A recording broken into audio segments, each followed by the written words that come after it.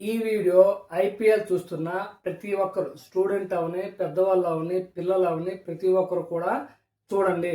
వాళ్ళకి షేర్ చేయండి. ఎందుకంటే ఐపీఎల్తో చాలా సైబర్ క్రైమ్స్ అనేవి ముడిపడి ఉన్నాయి. ఎలా అనేది ముందుగా చెప్తాను వినండి.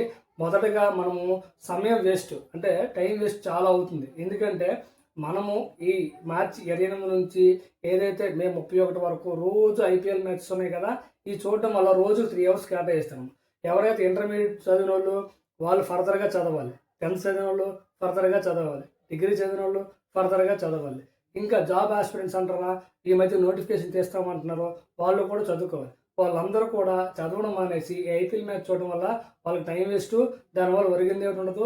తర్వాత వాళ్ళు ఎక్కడికి రీచ్ అవ్వాలనుకున్నారో రీచ్ అవ్వలేక, వాళ్ళ ర్యాంక్స్ తీసుకోలేక తర్వాతకి ఇబ్బంది పడతారు భవిష్యత్తులో. అది మొదటిది. రెండోది, ఈ ఐపీఎల్ మ్యాచ్ చూస్తూ ఉన్నప్పుడు పక్కన ఉన్న ఫ్రెండ్స్ లేకపోతే ఎవరో యాడ్స్ చూడడం వల్ల కొన్ని యాడ్స్ వస్తుంటాయి. ఐపీఎల్ మ్యాచ్ బెట్టింగ్లో డబ్బులు సంపాదించినట్టు ఇలాంటివన్నీ. అలాంటి యాడ్స్ వచ్చినప్పుడు కానీ, లేదు పక్కన ఎవరో చెప్పడం వల్ల కానీ మీరు ఐపీఎల్ బెట్టింగ్ కోసం ప్రయత్నం చేసి ఆ డబ్బులు ఎక్కడ దొంగతనం చేయడము, లేదు ఏదైతే ఈ లోన్స్ ఉన్నాయో లోన్ యాప్స్ అందులో వాడడము, లేదు ఇంకా అప్పు చేయడము, ఇలాంటి చేస్తుంటారు కదా. అలా చేస్తున్నప్పుడు మీరు ఏదైతే ఈ అమౌంట్ తీసుకొచ్చి ఈ సేవింగ్ అకౌంట్ లేదా మీ అకౌంట్లో పెడుతున్నారో ఆ అకౌంట్లో ట్రాన్సాక్షన్ అవుతుంది. మీరు గెలిచేటప్పుడు మీకు డబ్బులు వస్తాయి, లేదు మీరైనా అవతలకు డబ్బులు వేయాలి కదా. ఈ బెట్టింగ్ సమయాల్లో ఆ డబ్బులు వేసేటప్పుడు అవతల ఎవరైతే కాచుకొని కూర్చుంటారో సైబర్ నేరస్తులు, ఈ మనీ ల్యాండరింగ్కి సంబంధించిన కొన్ని అకౌంట్స్ ఉంటాయి. ఆ అకౌంట్స్ మీ నుంచి వెళ్ళినా వాళ్ళ నుంచి మీకు వచ్చినా ఆ అకౌంట్లు అనేవి సీజ్ అయిపోతాయి.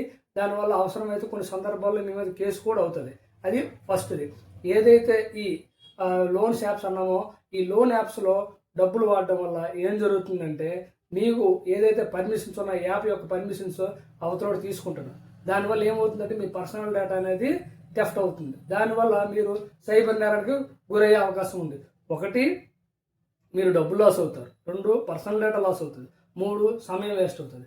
ఇంకొకటి ఇందులో చాలా ఇంపార్టెంట్ అయిన విషయము ఏంటంటే, ఎవరైతే మీ చుట్టుపక్కల మీతో పాటు చూస్తున్నారో కొందరు వ్యక్తులు ఉంటారు. వాళ్ళు ఏం చేస్తుంటారంటే, వాళ్ళు మీకు ఒక అకౌంట్ ఓపెన్ చేయమని చెప్పి ఆ అకౌంట్ వాళ్ళకి అందరికి వాడుకోవడానికి ఇస్తే మీకు ఎంతో కొంత ట్రాన్సాక్షన్కి ఇంత అమౌంట్ అని మీతో మాట్లాడుతూ ఉంటారు. అలాంటి సందర్భాల్లో ఏం జరుగుతుందంటే, ఎవరైతే మీరు ఇచ్చారో వాళ్ళు ఏ అకౌంట్ నుంచైనా ట్రాన్స్ఫర్ చేయొచ్చు, వీళ్ళు కూడా ఏ అకౌంట్కైనా ట్రాన్స్ఫర్ చేయొచ్చు. కాబట్టి అలాంటి మనీ లాండరింగ్ కేసులు కొన్ని ఇరుక్కుపోయినవి అలాంటి అకౌంట్ నుంచి మీకు వచ్చిందనుకోండి, అప్పుడు ఎవరు గురవుతారో లైబుల్ అవుతారు, మీరే లైబుల్ అవుతారు. అతనికి ఇచ్చారు కాబట్టి అతను ఏదైనా చేయొచ్చు మీ అకౌంట్ని. అప్పుడు ఎవరు ఇబ్బంది పడతారు? మీరే ఇబ్బంది పడతారు. అలాగా ఎవరు కూడా అకౌంట్ ఓపెన్ చేసి వేరే వాళ్ళకి వాడుకోవడానికి అకౌంట్ ఇవ్వద్దు.